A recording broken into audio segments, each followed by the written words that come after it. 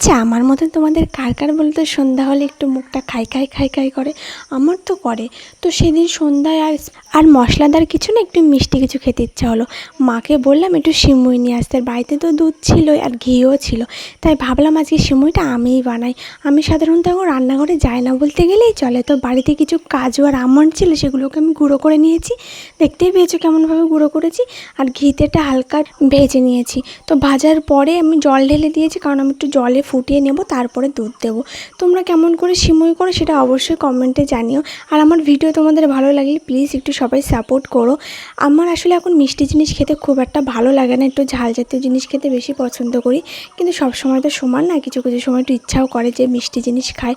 তার জন্য ভাবলাম আজকে একটু ঝাল ঝাল কিছু একটু মিষ্টি জিনিস খায়। নাহলে অন্য দিন হয়তো বাবাকে ফোন করে বলি যে এটা আনো ওটা আনো। চপ টপ জাতীয় কিছু আমি খেতে একটু বেশি ভালোবাসি। তো দেখো আমার সিমুইটা একদম হয়ে গেছে, আমি তো টেস্ট করতে শুরু করে দিয়েছি।